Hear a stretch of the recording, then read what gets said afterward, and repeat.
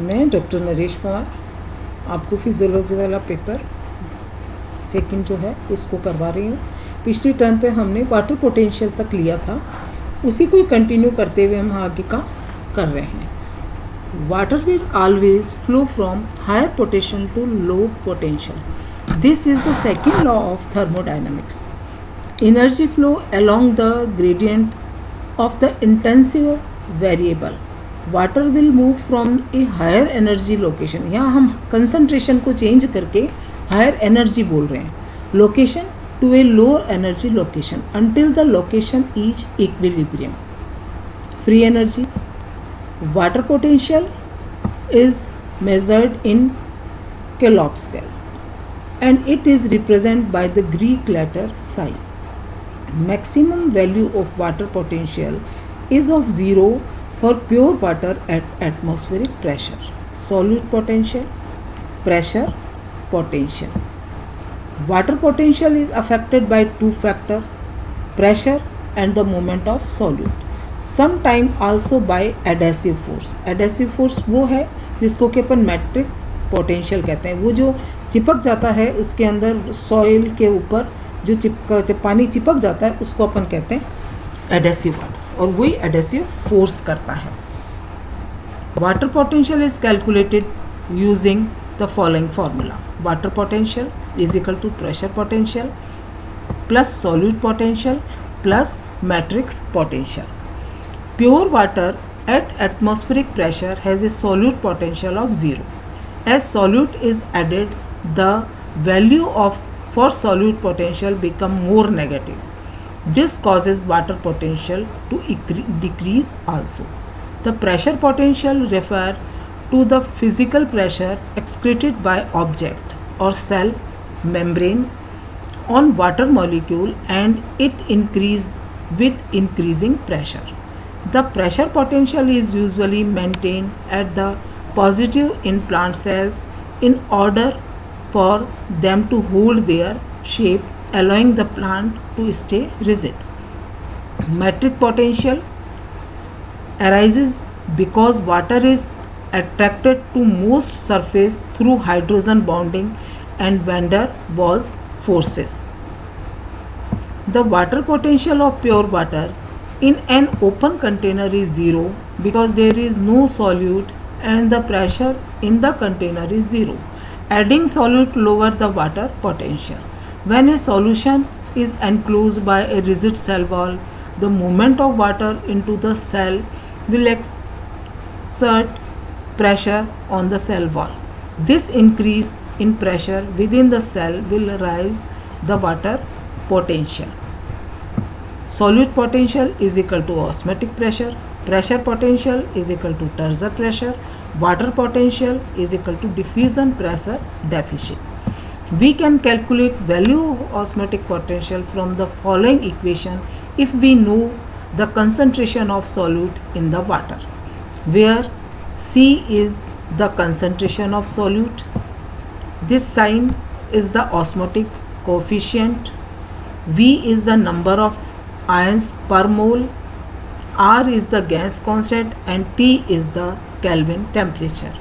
Osmotic potential is always negative or 0 and the significant in plant and same salt affected soil.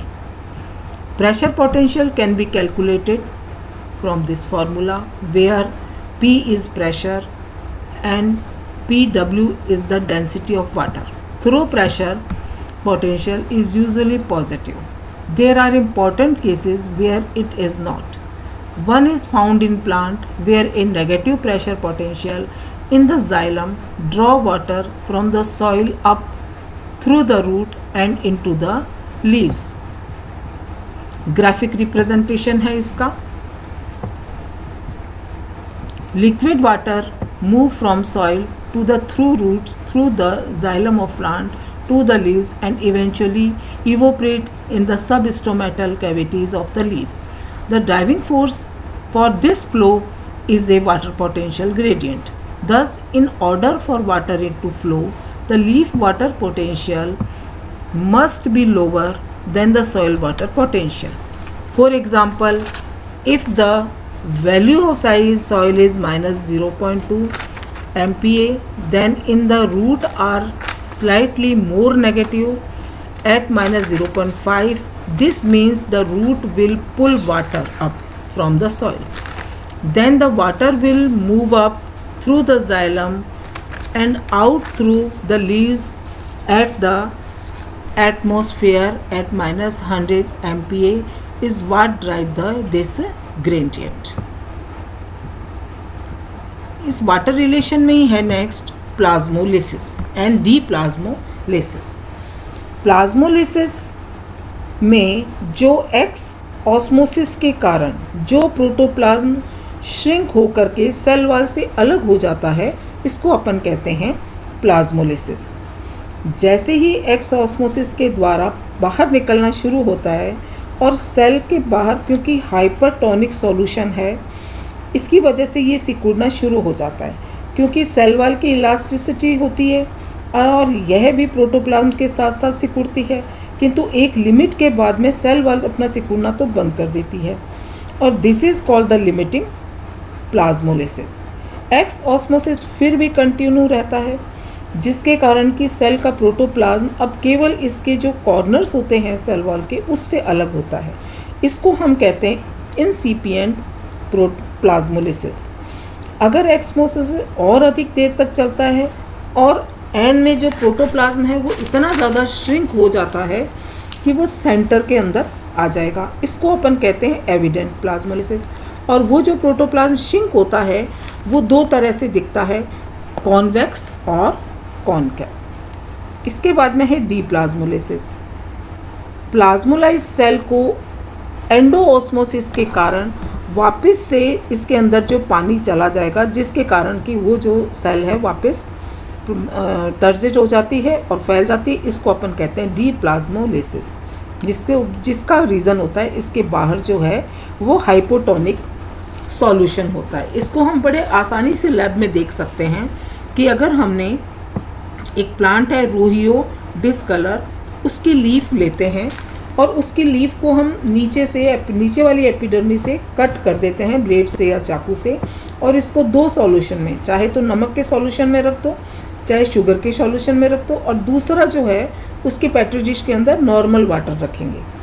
10-15 minute बाद में हम देखते हैं कि जब इसको देखते हैं माइक्रोस्कोप के अंदर, तो वो जिसको अंदर हमने साल्ट ज़्यादा में रखा है, जैसे कि कंसंट्रेशन ज़्यादा थी नमक की या चीनी की, वो वाली जो इसकी है उसमें प्लाज्मोलिसिस की जो है हम आसानी से देख सकते हैं कि प्रोटोप्लाज्म जो है उसका श्रिंक हो जाता है और दूसरी के अंदर बिल्कुल नॉर्मल रहती है। Thank you.